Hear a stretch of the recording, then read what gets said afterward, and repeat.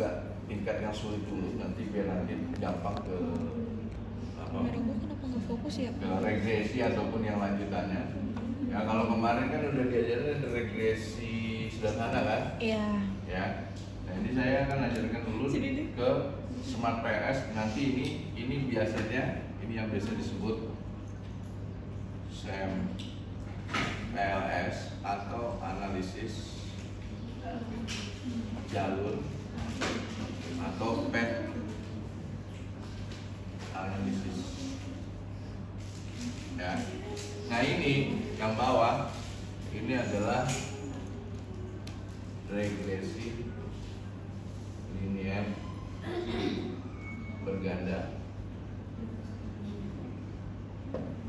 Bedanya kalau SEM-PLS ini karena jalur, maka karena ada 3 ini maka dia melakukan ada jalur yang langsung, ada jalur yang tidak langsung.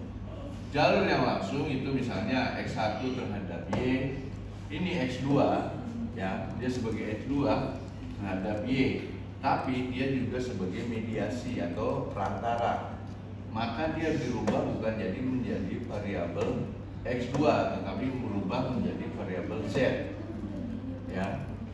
Nah, ini variabel ini dia menjadi variabel X1 terhadap Z ya.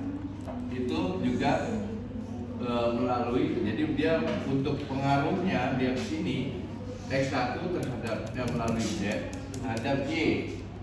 Nah, ini juga Z ini atau X2 ini menjadi variabel dependen, yaitu X1 terhadap Z. Ya, maka tanda panah ini menandakan.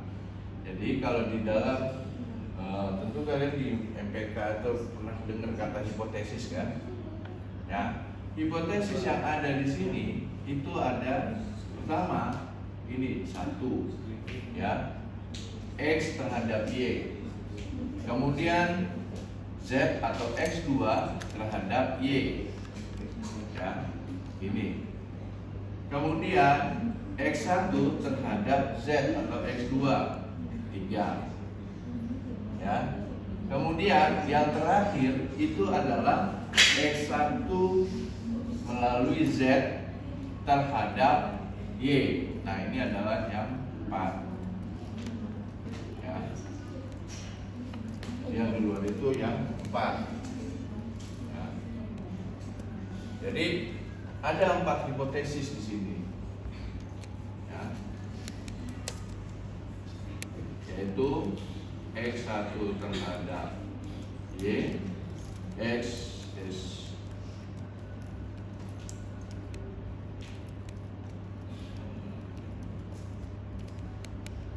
Z atau X2 ya, terhadap Y, kemudian X1 terhadap Z ya.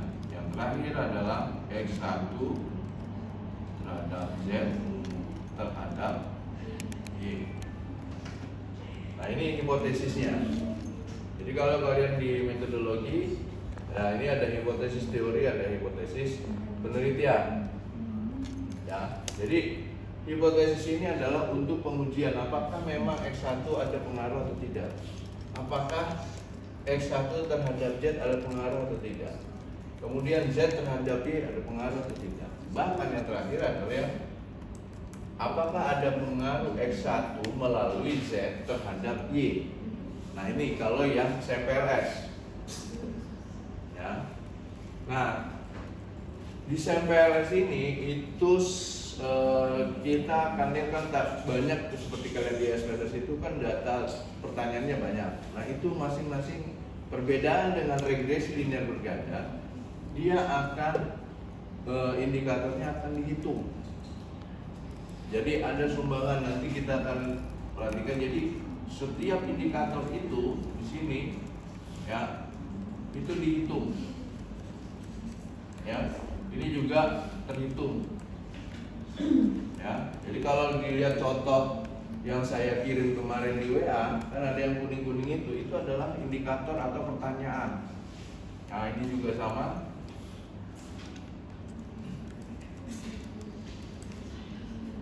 Nah, ini jelas lebih detail ya. Jadi per pertanyaan itu terukur. Tapi kalau yang ini nanti kita akan bahas perbedaannya. Ini lebih simpel. Dia tidak akan mengukur ini kalau regresi linear berganda. Dia hanya mengukur variabel. Ya. Itu. Dari sini ada pertanyaan?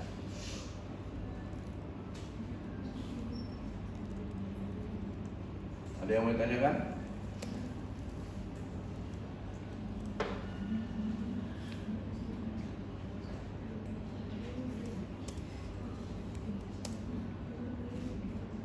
Ini udah kebayang belum ini?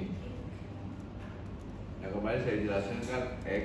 Kalau di awal tahun minggu kemarin kan hanya dua variabel ya, hanya X terhadap Y. Nah kalau ini kita masuk ke SMPRS ini sama, kita hanya mau lihat ini ada pengaruh terhadap ini ada pengaruh terhadap ini, kemudian ini ada pengaruh, ini dilihat dari tanda panah.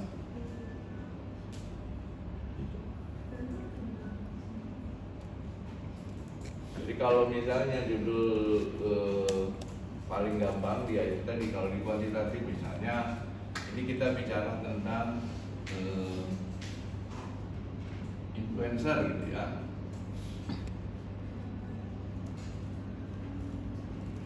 Kemudian ini medsos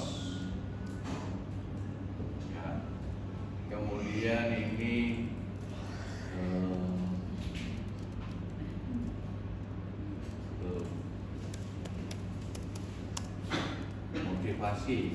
motivasi follower gitu ya. Nah, kalau tadi ini X1 kayak gini, ini kan sebenarnya apakah ada pengaruh influencer terhadap motivasi follower ya. Kemudian apakah ada pengaruh influencer terhadap medsos ya. Kemudian apakah ada pengaruh medsos itu terhadap motivasinya follower. Kemudian yang terakhir, apakah ada pengaruh influencer melalui medsos terhadap motivasi. Kurang lebih seperti itu.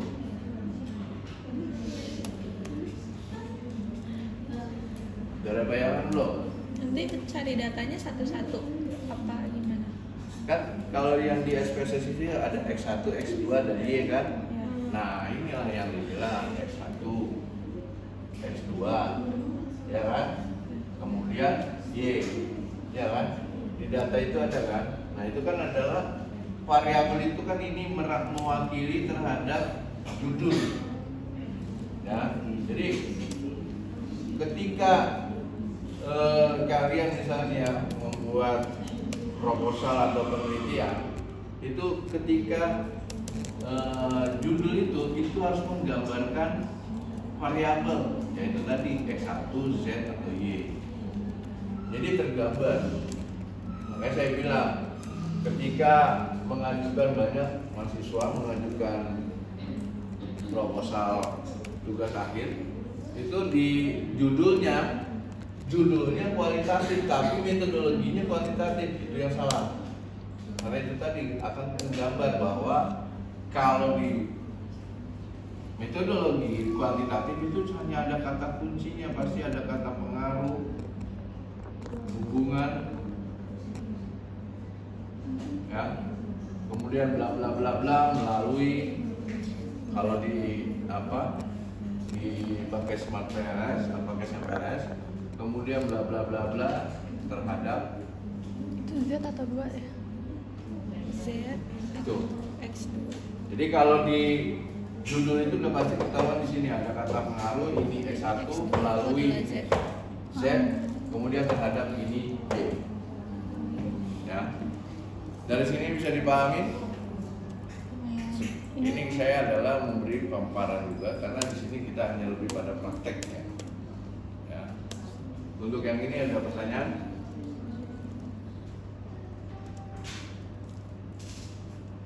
Atau masih belum mudeng? Apa yang belum mudeng?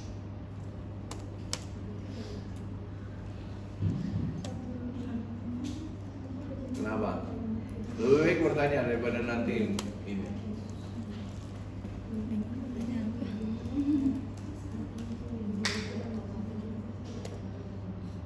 Kalau di IPK diajarin nggak tentang variabel, tentang di kuantitatifnya, tentang Tadi itu judul, maksudnya gimana sih? Yang rumusan masalah, hipotesis, diajarin nggak? pengaruh hubungan. Iya itu untuk cari Di IPK. Aduh, sabar. Apa? Nah, ini kurang lebih sama. itu untuk cari Untuk mencari Hipotesis. dari hubungan Nah, antara hipotesis itu ya ini variabel ini. pengaruh hubungan. misalnya antara X terhadap Y. Jadi kalau ada pengaruhnya apa enggak? di metodologi itu lebih pada paparan konsepnya, tapi di statistik itu adalah cara menghitungnya, maka dia tidak akan lepas dari hipotesisnya. Jadi kayak kalau mungkin di metodologi itu hanya dua variabel itu kan hanya ini ke ini aja kan, maka hipotesisnya ya hanya ini. Nah, ini hipotesisnya. Kalau dia cuma dua variabel, ya. Tapi kalau dia nanti 3 atau multi, itu akan berbeda lagi, gitu loh. Jadi nanti kalian bisa tanya ke dosen metodologinya antara hipotesis, ya, dengan kalimat-kalimat yang ada di sini. ya? Nggak tahu aja kenapa ya. Nah. Jatuh ya. Oke, di sini ada pertanyaan nggak? Jadi perlu dipahami dulu, kalau ini paling nanti kalian cuma sebentar. Ini paling cuma hitungan berapa menit. Ini yang penting, memahami ini. Karena di Smart PRS itu karena gampang, jauh lebih mudah. Nah itu kan saya udah kasih bahan. Nah persoalannya ada 8 indikator. Ada 8 indikator yang harus dipenuhi. Ya. Di Smart PLS. Ya, 8 indikator itu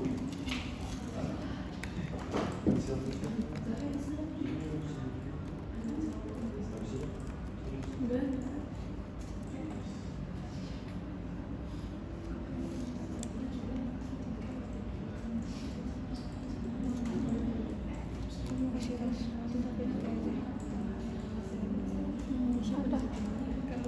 Oh, oke. Gue kira lo ngomong ke Zara. Gue ngomong sendiri. Apaan ngomong sendiri? Pause dulu juga sih. R square, ada Memori gue signifikan, T hitung. Nah, kalau yang ini di Smart PRS kita hanya melihat ada standar yang ada di sini, ya, yang harus dipenuhi. Jadi kalau misalnya loading faktor itu dia harus di atas 0,7 atau 0,6.